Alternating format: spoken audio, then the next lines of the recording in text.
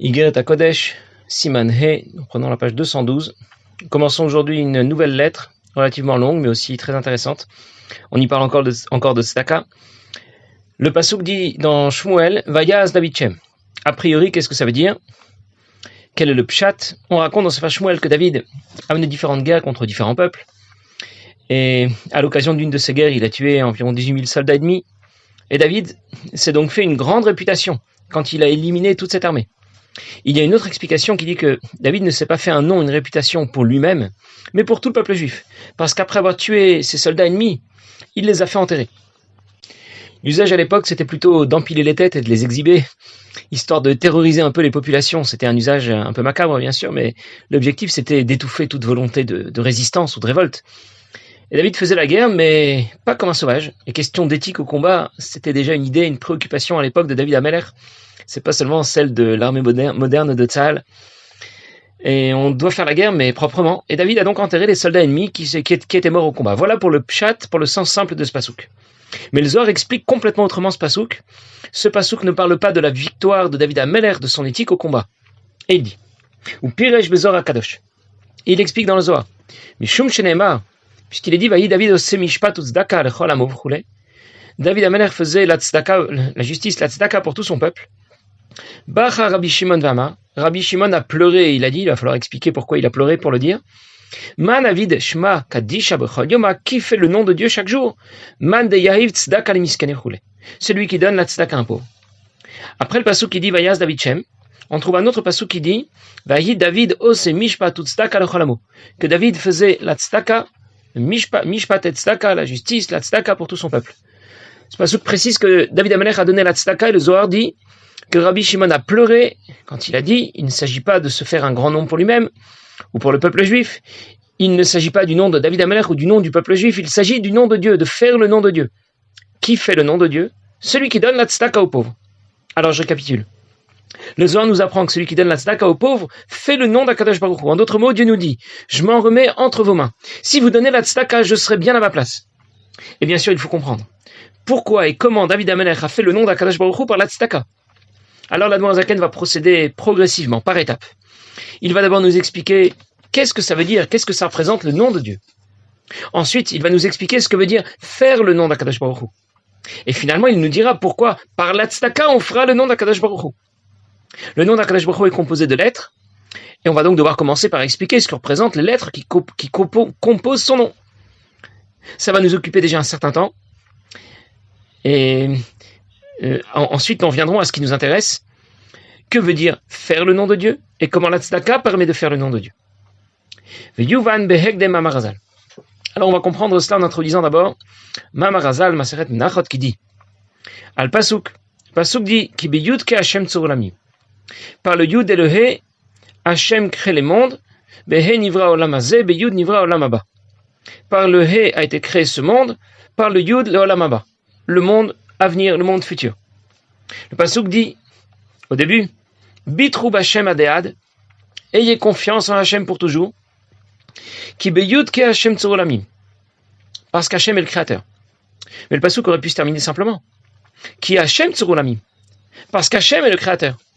Ou bien, Ki yud ke Hashem tzur olamim, parce que Dieu est le créateur, donc vous pouvez faire confiance à Kadosh Baruch Hu, c'est lui le créateur.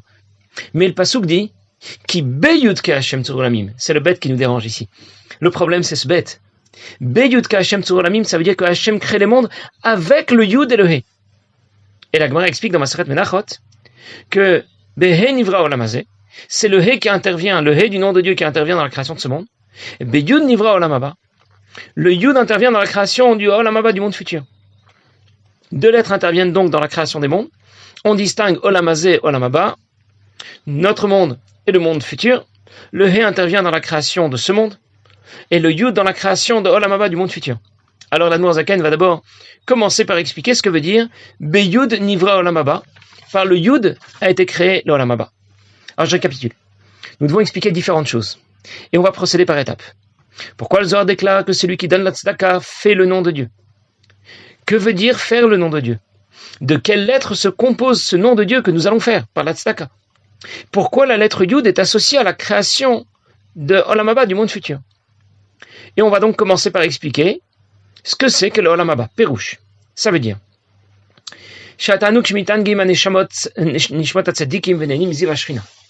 le plaisir qu'on a les Neshamot des Tzadikim, la satisfaction qu'ils ont de la lumière de la Shrina, Meir Began Eden Elyon Vetarton qui éclaire le Gan Eden d'en haut et d'en bas. Shmitangim Basagatam Baskalatam Shemaskilim Veyodim Masigim. Parce qu'ils ont un énorme plaisir lorsqu'ils comprennent, lorsqu'ils saisissent Eza Saga Beor Vechayut. Hashofer Hashem Yain Baruch Hu Bifrinat Giloui, la lumière divine qui s'y révèle là-bas. Dans le Gan Eden et Nishmatam, alors Neshama Veruach Binatam, leur compréhension, la vie nous la sig Eza Saga Kolechad Vechad Fimadagato Fimasav. Et chacune des Neshamot qui s'y trouve va comprendre, intégrer la grandeur de Dieu, l'existence de Dieu, en fonction de son niveau et en fonction de ce qu'elle a fait. Et c'est pour ça que l'Olam Haba est appelé Bina dans le Zohar. Les Neshamot se délectent, apprécient beaucoup la présence de la Shrina dans le Gan Eden. On distingue le Gan Eden à Elyon, Gan Eden à Tarton, le Gan Eden supérieur, le Gan Eden inférieur. Dans le Gan Eden à Tarton, dans le Gan Eden inférieur, on y trouve les Neshamot qui ont pratiqué les mitzvot. Dans le Gan Eden à Elyon, le Gan Eden supérieur, on trouve les Neshamot qui ont pratiqué les mitzvot, mais en plus avec une kavana, une motivation profonde, qui a été construite par leur réflexion qui concernait la grandeur de Dieu et qui leur ont permis de développer un amour et une crainte de Dieu extraordinaire. Et les Neshamot vont énormément apprécier la possibilité qu'il leur offre dans le Gan Eden de saisir HaKadosh Baruch Hu, de connaître HaKadosh Baruch Hu. La Neshama reste limitée dans sa connaissance du divin. Mais Dieu qui se révèle dans le Gan Eden leur apporte une énorme satisfaction, un grand plaisir. Et chaque Neshama saisira le divin qui se révèle dans le Gan Eden à la mesure des efforts qu'elle a accomplis dans ce monde pour développer sa motivation, son amour, sa crainte pour Dieu et pour pratiquer concrètement les mitzvot. Ça lui procurera un énorme plaisir. Il y a un mamar très connu de Rabbi Rashab, Kuntras ou Mayan Mi Bet Hashem, dans lequel il explique qu'il existe différents types de plaisirs. Il y a le plaisir de manger, parmi les plaisirs les plus grossiers. Rabbi Rashab ne parle pas des plaisirs qui sont encore plus grossiers que celui-là. Il commence par celui-là. Et puis il y a un peu mieux, le plaisir d'écouter une belle musique. C'est déjà un peu plus, on se rapproche un peu plus de ce qui est plus fin, de ce qui est plus spirituel. Il y a le plaisir de sentir une bonne odeur. Il y a le plaisir d'avoir compris quelque chose, un plaisir intellectuel parmi les plus raffinés. Mais le plaisir que ressentent les Neshamot dans le Gan Eden est supérieur à toutes les formes de plaisir que l'on connaît dans notre monde. C'est un plaisir qui est complètement décalé de celui que l'on connaît, celui de saisir le divin qui est insaisissable. Dans notre monde, on peut essayer de saisir et de comprendre HaKadosh Baruch Hu, mais on sait très bien que notre approche intellectuelle, notre approche logique est extrêmement limitée. Nous aurons plutôt recours à la Emouna. Là où notre réflexion s'arrête, la Emouna prend le relais. C'est avec notre Emouna que nous allons approcher le divin. C'est notre deuxième approche, une approche qui dépasse la compréhension, une approche que l'on n'intègre pas. Par contre, les Neshamot dans le Gan Eden vont comprendre leur Emouna. Elles vont intégrer cette Emouna. On peut essayer d'imaginer ce que ça leur apporte, que ça leur apporte énormément de plaisir. Dans notre monde, tout ce qu'on essaie de comprendre sera limité par un carcan matériel. Je veux comprendre quelque chose. Une seconde, j'ai besoin qu'on me donne des exemples. Je veux qu'on me raconte plein d'histoires. Sinon, j'aurais du mal à me poser, j'aurais du mal à comprendre des notions spirituelles, des notions virtuelles. Les exemples, les histoires, ce seront les bons vecteurs d'une idée plus profonde que je n'aurais jamais pu comprendre. Je vais vous donner un exemple. Il y a deux règles qui sont citées dans l'Halacha, dans le Shulchan Aruch. Kol de Parish, Meruba Parish. Ce qui se détache de la majorité. Une deuxième règle, Kavua ke mechetza al mechetza. Ce qui est fixe, c'est comme moitié-moitié. Vous avez compris quelque chose? Rien du tout. C'est normal. Pour vous l'expliquer, pour expliquer ces deux règles, il faut rapporter des exemples dans l'application concrète. Qu'est-ce que ça veut dire? Quelqu'un a acheté de la viande dans une boucherie de la ville. Dans cette ville, 9 boucheries sont cachères. Une n'est pas cachère. Mais il a oublié dans quelle boucherie il est parti acheter sa viande. Pas de ticket de caisse et pas de sac plastique, bien sûr, pour identifier la boucherie dans laquelle il a acheté la viande. Alors la halakha nous dit qu'avua kemechetza al mechetza. Ce qui est fixe, il a bien acheté sa viande dans une boucherie, et ça peut être une boucherie qui n'était pas cachère. Alors c'est comme moitié-moitié. Ça veut dire qu'il y a une boucherie fixe installée qui n'est pas cachère. C'est comme si la moitié des boucheries de la ville n'étaient pas cachères. Il y a donc une chance sur deux que la viande ne soit pas cachère, et on ne pourra pas la manger. Par contre, si quelqu'un a trouvé un morceau de viande quelque part dans la rue, dans cette même ville, là, nous allons appliquer un autre principe, une autre règle. Kol de Parish, Meruba Parish. Ce qui est séparé de la majorité. Ça veut dire que la viande vient d'une des 10 boucheries de la ville, et il y a donc 9 chances sur 10 que la viande soit cachère. Et dans ce cas, on pourra la consommer. Tout ça pour nous dire que l'énoncé de la règle était incompréhensible. Mais l'exemple m'a permis de comprendre de quoi il s'agit. Cet exemple va aussi dénaturer la pureté et la finesse de cette règle. Cette règle, c'est comme une enveloppe grossière, la règle a été enveloppée grossièrement dans une enveloppe. Dans cet exemple, bien de la même manière, quand on parle du divin, dans ce monde, je le comprends. Comme on peut le comprendre quand on me donne un exemple. Je le comprends à travers une enveloppe grossière. La pureté et la finesse du divin m'échappent complètement. Je suis très loin de la réalité. Je n'ai pas touché le fond de l'histoire. Je n'ai attrapé que l'enveloppe. J'approche le divin dans son enveloppe, dans son machal. Par contre, dans le Gan Eden, on ouvre l'enveloppe. On évacue le machal. Et les Neshamot accèdent au divin lui-même, au contenu de l'enveloppe. Les Neshamot approchent le divin dans toute sa finesse, dans toute sa pureté. Et on peut essayer d'imaginer que ça leur apporte un énorme plaisir, une grande satisfaction. Pour cette raison que le Olam Haba est appelé Bina, la compréhension dans le Zohar HaKadosh. Parce que les Neshamot qui s'y trouvent ont une compréhension profonde du divin, qui est supérieure à celle qu'elles ont pu avoir dans ce monde, au-delà de celle qu'elles ont pu avoir dans ce monde. Dans ce monde, on approche le divin par la Emouna. Mais quand cette Emouna vient Béas Saga, quand on l'intègre, alors on peut essayer d'imaginer que ça apporte énormément de plaisir aux Neshamot qui se trouvent dans le Gan Eden. Et ce qu'elles obtiennent dérive de Chochma, de Hatzilut. La première des surotes, qui correspond dans les facultés intellectuelles de notre Neshama, à la première idée, à l'ébauche de la première idée, qui sera développée à l'étape suivante que l'on appelle Bina. Que vient nous dire ici l'Admour Zaken? La sphira qui précède Bina, c'est Chochma, dans le schéma des sphirotes. Dans les facultés de l'âme, dans le développement intellectuel, c'est l'étape qui précède Bina. C'est l'ébauche d'une première idée qui surgit. Chochma. Pour ensuite être développée. Bina. Le développement de l'idée s'appelle Bina. L'étape qui précède ce développement, à son origine, s'appelle Chochma.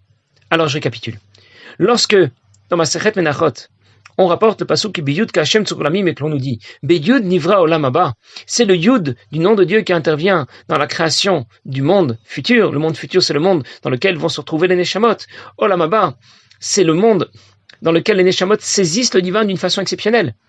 Et la faculté de comprendre, Bina, dérive justement directement de Chochma. Chochma qui est représenté par la lettre Yud dans la correspondance dont nous avons déjà parlé plusieurs fois entre les 4 lettres du nom de Dieu, le Yud, le He, le Vav, le He, et les différentes sphirotes du monde de Hatzilut, les différentes facultés de l'âme. Et l'Admour Zaken va poursuivre et commencer un long développement au sujet de cette lettre Yud qui représente Chochma. Et il dit, Veukadmuta Sechel, c'est l'étape qui précède l'intellect, Chochma, Kodem Sheba Liklal Giluya, les Klal Giluya Hasaga Vavana, avant de pouvoir se développer, avant d'envisager son développement. C'est l'étape au cours de laquelle l'idée est encore voilée, cachée, mais un peu de ce que Chochma porte en elle va activer l'étape suivante, qui est celle de Bina, la Avinu, la Sig, Sechel, la Nelam, afin de comprendre, ça veut dire de développer la première idée, l'ébauche de la première idée, qui est à l'origine de Bina. C'est pour ça qu'on appelle l'association des deux, Chochma et Bina, un point dans le palais. Et c'est l'image de la lettre Yud du Shem Hashem. Admour Zaken vient de nous dire que la lettre Yud représente Chochma. Chochma n'est pas seulement la première des facultés de l'intellect, qui permet de concevoir une idée avant de la développer. Chochma est appelé Kadmut HaSechel. Ça veut dire que c'est une faculté intellectuelle qui précède l'intellect, qui précède le développement intellectuel, mais qui précède aussi le projet du développement intellectuel. D'autres mots, c'est une faculté qui dépasse la conscience. C'est pas du domaine du subconscient, mais plutôt du domaine du surconscient, au-delà de la conscience. Cette faculté de Chochma va trouver son développement ensuite à l'étape suivante, Bina, et l'association des deux sera appelée Nekuda Bechala, le point dans le palais. Un palais, c'est large, c'est grand, ça représente la largesse du développement de Bina. Un point, c'est tout petit. Ça représente l'ébauche de l'idée qui surgit avant ce développement, Chochma. La distance entre Chochma et Bina est donc énorme. Il ne faut pas faire l'erreur de croire que Chochma sera le titre de l'article et Bina serait son développement. Absolument pas comme ça. La distance est beaucoup plus énorme entre Chochma et Bina. Chochma, c'est l'ébauche d'une première idée. Bina, c'est le développement en long et en large de toute cette idée. Chochma est donc représenté par un Yud qui ressemble à un point. Alors je reprends. L'Admour Zaken commence par nous expliquer ce que représente la lettre Yud, pour nous expliquer ensuite le pasuk, qui Biyud Ke Hashem Tzurulamim, par le Yud et le He Hashem, a créé les mondes. L'objectif, c'est de nous expliquer ce que représente le nom de Dieu, et les 2 lettres de ce nom, ce sont le Yud et le He. Enfin, lorsque nous aurons compris ce que représente le Yud et le He, nous pourrons parler de ce que veut dire faire le nom de Dieu, et nous pourrons enfin comprendre pourquoi et comment David Ameler a fait le nom de Dieu en donnant la tzedaka. Il y a une histoire qui va nous permettre de réaliser encore un peu mieux la différence et le décalage qui existe entre le Gan Eden et notre monde, entre Olam Haba et Olam Hazé. On raconte que le Baal Shem Tov recevait régulièrement d'une dame des paniers remplis de nourriture pour lui, pour ses talmidim dans le Beth Midrash. Elle avait pris sur elle d'apporter régulièrement de la nourriture. Et un jour, alors qu'elle traversait un fleuve dont la surface était congelée, elle était chargée avec ses paniers, elle n'avait pas trop bien réalisé à quel point la glace était déjà solide, et la glace s'est brisée, elle est tombée dans le fleuve, et elle s'est noyée. Alors le Baal Shem Tov n'a vraiment pas apprécié, et il a décrété que ce fleuve soit asséché. Alors le Malach qui avait la gestion de ce fleuve s'est plaint auprès du Beth Din Céleste, ça se fait pas. Après tout, le Baal Shem Tov se mêle de ce qui ne regarde pas ici. Et on lui a donné raison, en partie. On lui a dit que, puisque le tzaddik a décidé, eh bien, la décision serait respectée, sa décision sera respectée, le fleuve sera sec, le fleuve restera asséché. Mais si un jour un descendant du Baal Shem Tov venait à passer par là, eh bien, il serait immédiatement noyé, le fleuve pourra reprendre, les flots du fleuve pourront reprendre leur cours, et il sera immédiatement noyé. Alors le Baal Shem Tov a pris soin de dire à ses descendants, à Rabbi Tzvi en particulier, qu'il fallait absolument pas passer par cette région. Mais bien plus tard, après l'Istalkut du Baal Shem Tov avait déjà rejoint le Gan Eden, et bien plus tard, Rabbi Tzvi, le fils du Baal Shem Tov, est passé par là. Il n'a pas trop fait attention parce qu'il était assis dans une calèche dans laquelle il étudiait, et le cocher était à nouveau cocher, il ne connaissait pas la consigne. Ils sont donc passés par là. Le fleuve a immédiatement pris son cours, et l'eau a commencé à déferler. Rabbi Tzvi était en train de se noyer. Alors, c'est au dernier instant qu'il a vu une lumière au-dessus de lui, il l'a attrapé, et c'est de cette manière qu'il est sorti du fleuve. Et quelques jours après, le Baal Shem Tov est venu le voir en rêve, et il lui a expliqué que c'est lui qui était intervenu pour le sauver de la noyade. Et il lui a dit au passage que lorsqu'il a dû descendre dans ce monde, alors il a réalisé la grossièreté de ce monde, qu'il avait oublié lorsque sa Neshama s'était immergé plusieurs fois dans le Nardino, dans le fleuve dans lequel les Neshamot doivent s'immerger pour oublier la vision de ce monde. Il avait oublié à quel point ce monde était grossier, encrassé. Et il lui a dit que s'il avait réalisé à quel point la chute était énorme lorsqu'une Neshama descend depuis le Gan Eden jusqu'à notre monde, eh bien, il ne serait pas descendu pour le sauver. C'est dire le décalage qu'il y a entre le Gan Eden et Olam Hazé, entre Olam Haba et Olam Hazé. Et donc on imagine quelle peut être la sensation, quelle peut être la compréhension du divin que vont connaître les Neshamot dans le Gan Eden, une compréhension qui nous échappe totalement, qui est complètement au-delà de ce qu'on pourrait même essayer d'imaginer en réalité. Et c'est ce Olam Haba dans lequel se trouvent les Neshamot qui est associé à la lettre Yud. Alors il nous reste à expliquer ce que représente la lettre He, ce que veut dire faire le nom de Dieu, le Yud et le He, et finalement on pourra comprendre pourquoi la tzedaka permet de faire le nom de Dieu. Passez une bonne journée.